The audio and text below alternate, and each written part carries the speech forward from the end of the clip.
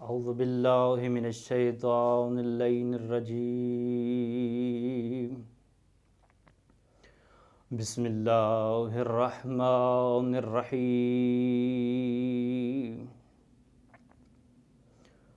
الحمد للہ الحنان المنان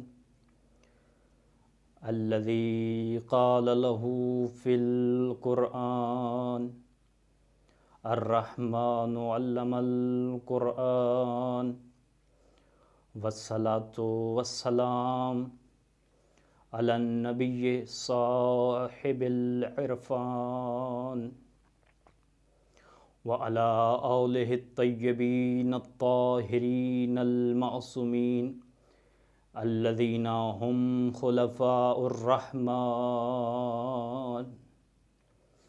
واللعنة الدائمة على أعدائهم اللعين اللؤان أما بعد قال رسول الله صلى الله عليه وآله وسلم ذکر علی عبادہ صلوات اللہم صلی علی محمد وآل محمد۔ ہزاروں حمد ہیں اس خالق ذوالجلال کے لیے کہ جو خالق لم یزل ہے، جس کی عظمت اتنی بلند اتنی بلند اتنی بلند کہ بلند پرواز پرندے بھی اس کی عظمت کو درک نہیں کر سکتے، اس کی عظمت کی بلندیوں تک نہیں پہنچ سکتے۔ میں کہتا ہوں اس خدا کی عظمت تک پہنچنا تو بہت دور کی بات ہے۔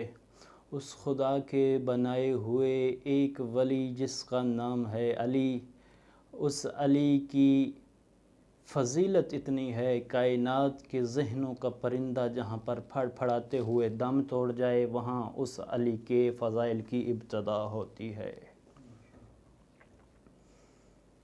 اس علی کے فضائل کی ابتدا ہوتی ہے۔ کتاب کا نام کلمات امام حسین علیہ السلام۔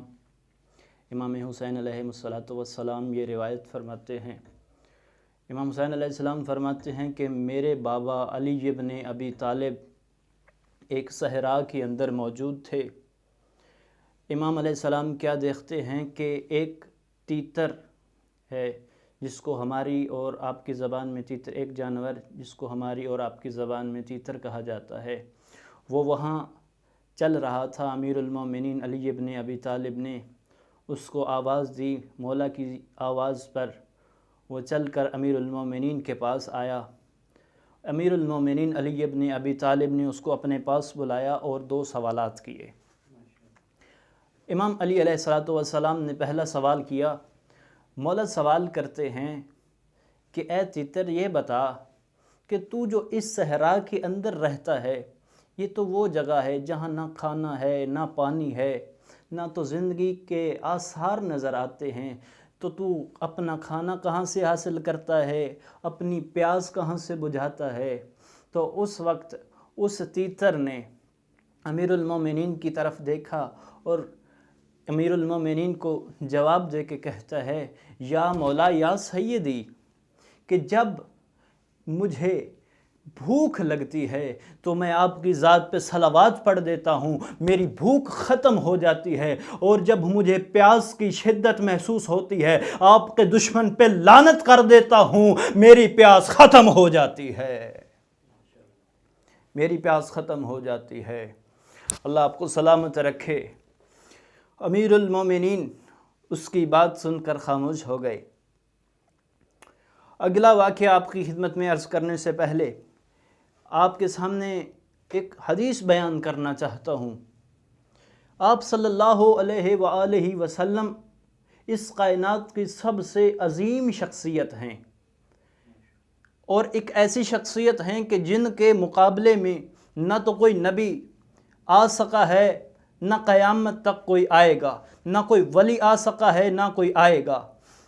رسول خدا صلی اللہ علیہ وآلہ وسلم کی نظر میں جو سب سے بلند شخصیت ہے وہ علی ابن ابی طالب کی شخصیت ہے۔ اور بتانا چاہتا ہوں کہ رسول خدا صلی اللہ علیہ وآلہ وسلم کا علی ابن ابی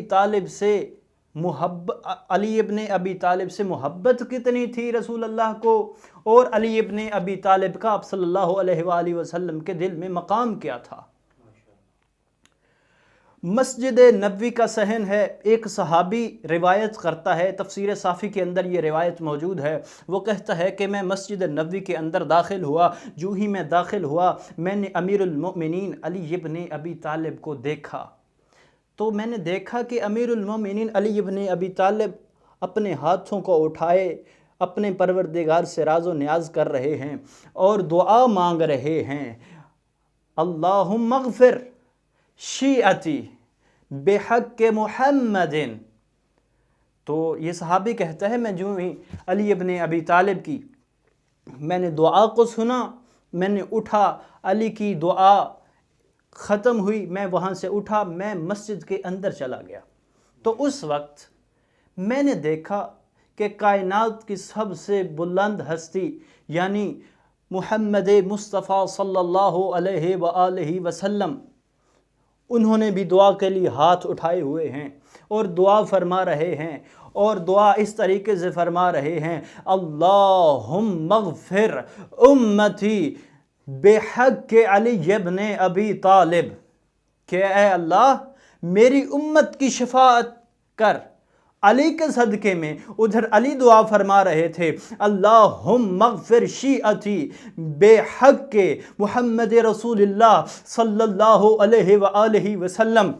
یہ صحابی پریشان ہوا، کہتا ہے جب رسول خدا صلی اللہ علیہ وآلہ وسلم کی دعا ختم ہوئی تو کہتا ہے یا رسول اللہ میں نے باہر مسجد کے صحن میں علی ابن ابی طالب کو دیکھا ہے، وہ دعا فرما رہے تھے اور کہہ رہے تھے یا اللہ تجھے محمد مصطفیٰ کا صدقہ ہے میرے شیعوں کی مغفرت فرما، اور میں نے آپ کو بھی دیکھا ہے آپ بھی دعا فرما رہے تھے اور کہہ رہے تھے اے اللہ تجھے علی ابن ابی طالب کا واسطہ ہے میری امت کی شفاعت کر، میری امت کو شفاعت عطا فرما۔ تو یہ ماجرا کیا ہے؟ میں نے دیکھا ہے علی آپ کا واسطہ دے رہے ہیں اور آپ علی کا واسطہ دے رہے ہیں، یا رسول اللہ ماجرا کیا ہے؟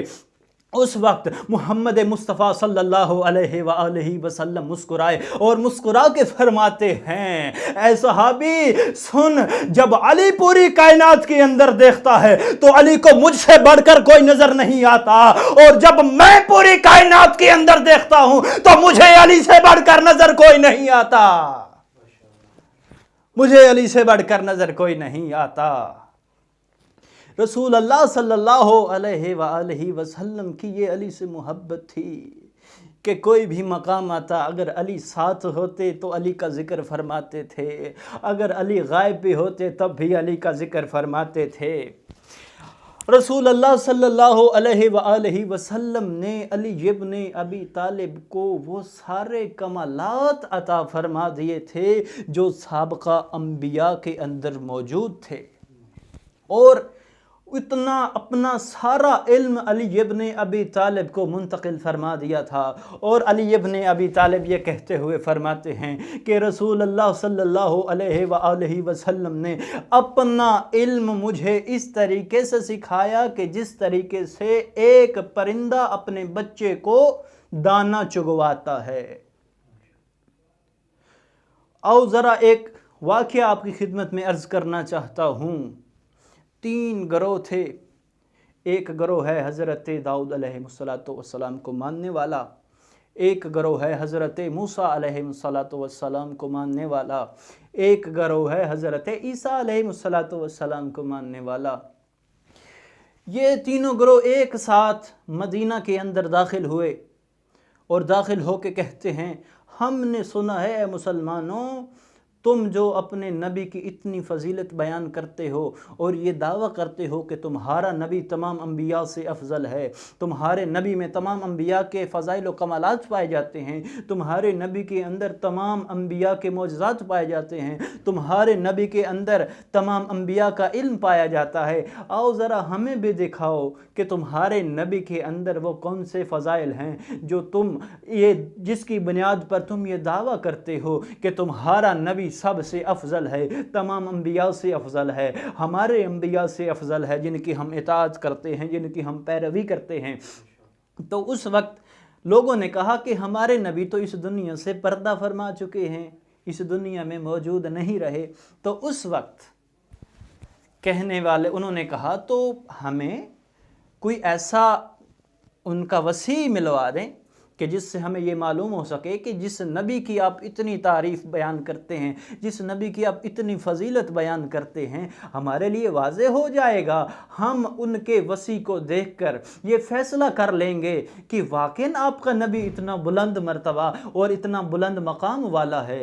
तो उस वक्त मौला अमीरुल मोमिनीन के एक सहाबी ने उनको देखा और अमीरुल मोमिनीन की तरफ उनको लेकर चले हैं।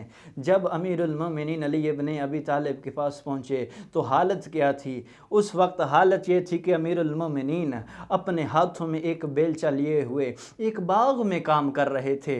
तो उन लोगों ने जब अली इब्न अबी तालिब को देखा तो कहते हैं तुम्हारे नबी का वसी ये है जो एक आम खेत के अंदर काम कर रहा है, जो एक आम खेत के अंदर काम कर रहा है।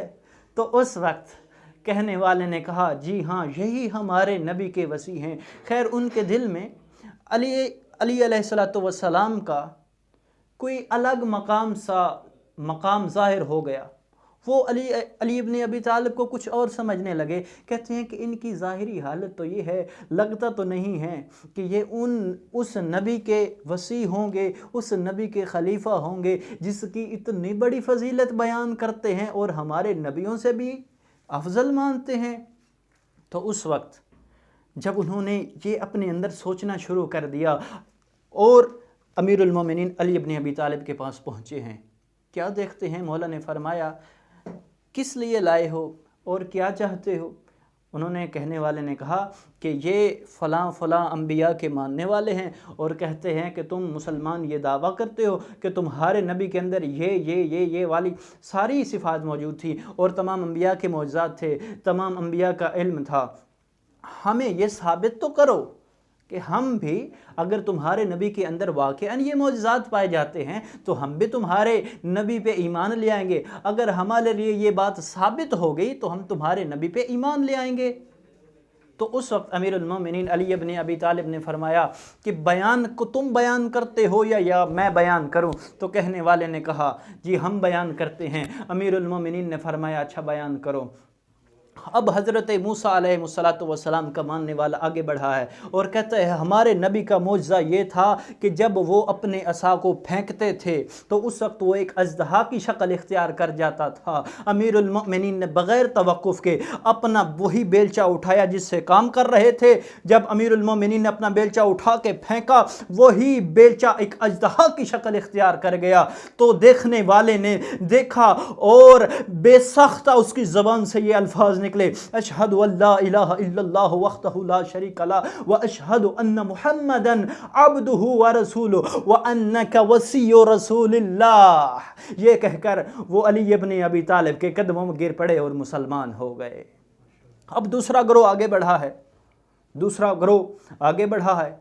तो अमीरुल मोमिनीन अली इब्न अबी तालिब अलैहिस्सलाम ने पूछा कि तुम्हारा नबी क्या मौजज़ा दिखाता था? तो हज़रत दाऊद अलैहिस्सलाम के मानने वालों ने कहा कि हमारा नबी का ये मौजज़ा था, जब वो लोहे को पकड़ते थे तो अल्लाह के हुक्म से वो लोहा नरम हो जाता था और हमारे नबी उससे एक ज़िरा बनाया करते थे। जब अमीरुल मोमिनीन ने उनका कलाम सुना तो उस वक्त अमीरुल मोमिनीन ने वही बेलचा उठाया और उसके अंदर मौजूद लोहे को पकड़ा। जब अमीरुल मोमिनीन ने उस लोहे को पकड़ा, वो लोहा नरम हो गया। अमीरुल मोमिनीन अली इब्न अबी तालिब ने उस लोहे के साथ एक ज़िरा बनाई। ज़िरा बना के फरमाया जब तुम्हारा नबी ज़िरा बनाया करता था तो वो एक शख्स के साथ ख़ास होती थी, या तो वो बच्चे को पूरी आती थी, या वो जवान के साइज़ की होती थी, या वो एक बूढ़े शख्स के लिए उसके जिस्म के बराबर बनती थी।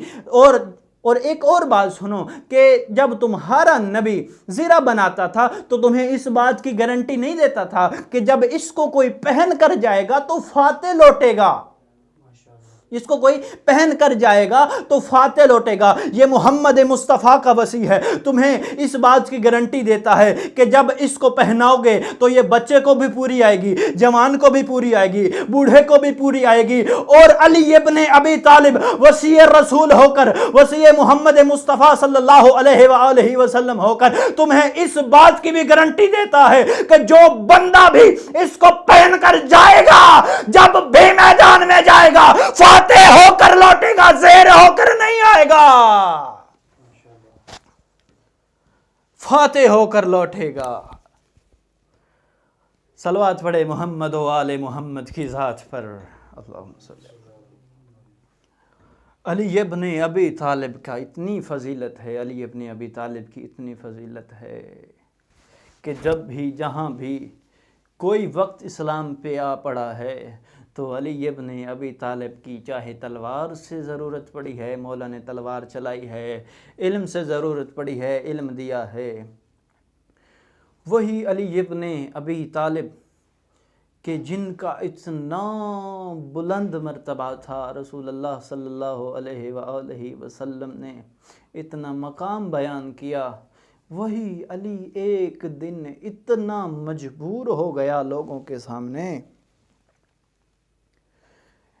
کہ ایک دفعہ صحابی مدینہ کے اندر گفتگو کر رہے تھے۔ جب گفتگو کر رہے تھے امیر المومنین علی ابن ابی طالب وہاں پہنچے اور صحابہ سے پوچھتے ہیں، میرے صحابہ تم کیا گفتگو کر رہے ہو؟ تو اس وقت صحابہ نے کہا، مولا ہم غریب کی تعریف بیان کر رہے ہیں، غریب کسے کہتے ہیں؟ تو اس وقت امیر المومنین علی ابن ابی طالب نے فرمایا، تو بتاؤ ذرا تم نے غریب کی تعریف کیا کی ہے؟ اس وقت لوگوں نے کہا، مولا ہم نے غریب کی تعریف کی ہے، غریب اسے کہتے ہیں جس کے پاس مال نہ ہو، جس کے پاس رزق نہ ہو، جس کے پاس زاد راہ نہ ہو، جس کے پاس کھانے کے لیے کچھ نہ ہو، اسے غریب کہتے ہیں۔ عزادارو، امیر المومنین کی آنکھوں میں آنسو آ گئے اور امیر المومنین رو کے فرماتے ہیں، او میرے صحابہ تم نے غریب کی صحیح تعریف نہیں کی۔ تو امیر المومنین سے صحابہ نے پوچھا، مولا آپ بہتر جانتے ہیں، آپ ہمیں بتا دیں غریب کی تعریف کیا ہے، غریب کسے کہتے ہیں؟ امیر المومنین رو کے فرماتے ہیں، غریب اسے کہتے ہیں جو فاتح بدر و حنین ہو، جس کی تلوار سے پورا عرب ڈرتا ہو اور اس کی آنکھوں کے سامنے اس کے در کو آگ لگا دی جائے اور وہ دیکھتا رہے، اتنا بے بس ہو، دروازہ جلتا رہے، علی جیسا امام دیکھتا رہے۔ اللہ اکبر، اجرکم اللہ۔ عزادارو، امیر المومنین نے فرمایا غریب اسے کہتے ہیں جو فاتح بدر و حنین ہو، جس نے ہر جنگ کی ہو اور ہر جنگ میں فاتح رہا ہو، اس کے در کو آگ لگا دی جائے، اس کے سامنے اس کی زوجہ کو تماچے مارے جائیں، اس کی آنکھوں کے سامنے اس کی زوجہ کی پسلیاں توڑ دی جائیں اور وہ اپنی آنکھوں سے دیکھتا رہے، لیکن اتنا بے بس ہو اور کچھ نہ کر پائے۔ اللہ اکبر۔ عزادارو، یہ صرف علی کی مصیبت ہے۔ اس گھر میں رہنے والوں کا جتنا مقام تھا، لوگوں نے اتنی ہی مصیبتیں اس گھر والوں پر ڈھائی ہیں۔ عزادارو، اس گھر میں سے ایک شخصیت اور ہے جس کو ام المصائب بھی کہا جاتا ہے۔ عزادارو، اس بی بی کا صرف ایک دو جملے میں آپ کی خدمت میں عرض کرنا چاہتا ہوں کہ باپ اور بیٹی میں محبت بہت زیادہ تھی۔ اتنی محبت ایک باپ اور بیٹی میں ہے، جو بیٹیوں والے ہیں وہ اس بات کو سمجھ سکتے ہیں۔ جب اس بی بی کی ولادت ہوئی ہے تو رسول خدا صلی اللہ علیہ وآلہ وسلم نے امیر المومنین سے فرمایا، جاؤ میری بیٹی کو لے آئے۔ علی ابن ابی طالب بی بی سیدہ کو اٹھا کے رسول اللہ کے ہاتھوں پر رکھا۔ رسول اللہ نے پوچھا، اس بیٹی کا نام کیا رکھا ہے؟ عزادارو، جملہ سنیے گا۔ تو اس وقت علی ابن ابی طالب نے فرمایا، میں یا رسول اللہ آپ سے سبقت کس طرح لے سکتا ہوں؟ آپ نے میرے بیٹوں کا نام رکھا ہے، اب یہ بیٹی ہے، اس کا نام بھی آپ رکھیں گے۔ اس وقت رسول خدا صلی اللہ علیہ وآلہ وسلم نے اپنے ہاتھوں پر اٹھا کے بی بی کے چہرے کی زیارت کی اور رو پڑے اور کہتے ہیں لوگو سن لو، یہ میری بیٹی ہے، یہ میری بیٹی ہے، اس کا نام میں نے زینب رکھا ہے، یاد رکھو، جو موجود ہو وہ بھی سن لو، جو موجود نہیں ہے ان تک میری بات پہنچا دینا، یہ زینب ہے، اس کا اکرام کرنا۔ عزادارو، رسول اللہ کے فرمان پہ لوگوں نے اس طریقے سے عمل کیا، لوگوں نے رسول اللہ کے جانے کے بعد اسی بیٹی پہ اتنا ظلم کیا، کبھی شام کے درباروں میں، کبھی شام کے بازاروں میں، کبھی شام کے بازاروں میں اس طریقے سے اس زینب کو لایا گیا۔ عزادارو، لوگ پتھر مارتے تھے، کوئی آگ پھینکتا تھا، ادھر سے پتھر بڑھتے، بی بی اس دیوار کے ساتھ، ادھر سے پتھر بڑھتے، بی بی اس دیوار کے ساتھ۔ عزادارو، آخری جملہ توجہ سے سنیے گا، عزادارو، آخری جملہ بیان کرنا چاہتا ہوں۔ جب مدینہ کے اندر لوگوں نے بی بی زہرا کو ستایا تھا، بی بی کو تماچے مارے تھے، اور اس وقت بی بی نے کہا تھا میرے مولا کو چھوڑ دو، جب بی بی نے مولا کو نہیں چھوڑا، ان لوگوں نے بی بی پر ظلم کیا۔ بی بی فرماتی ہے میں بابا کی قبر پہ جا کر تمہارے لیے بد دعا کروں گی۔ عزادارو، خدا کی قسم میں نے کتابوں میں پڑھا ہے، ابھی بی بی نے سر سے چادر نہیں اتاری تھی، مدینے کی دیواریں بلند ہوئی۔ عزادارو، میں نے تاریخ میں پڑھا ہے، مدینے کی دیواریں اتنی بلند ہوئی کہ ان میں سے ایک شخص گزر سکتا تھا۔ عزادارو، میں مدینے کی دیواروں کا شکریہ ادا کرتا ہوں اور کہتا ہوں مدینے کی دیواروں، اور تمہارا شکریہ، ابھی زہرا نے سر سے چادر نہیں اتاری، تم نے احترام میں بلند ہو گئی ہو۔ اور میں کہتا ہوں کتنی بے حس ہو شام کی دیواروں، ابھی کبھی رسول کی بیٹیاں اس دیوار کے ساتھ، ادھر سے پتھر پڑتے اس دیوار کے ساتھ۔ اے مدینے کی دیواروں، تمہارا شکر ادا کرتا ہوں، تم زہرا کی چادر کا خیال رکھتے ہوئے، زہرا کے پردے کا خیال رکھتے ہوئے بلند ہو گئی ہو۔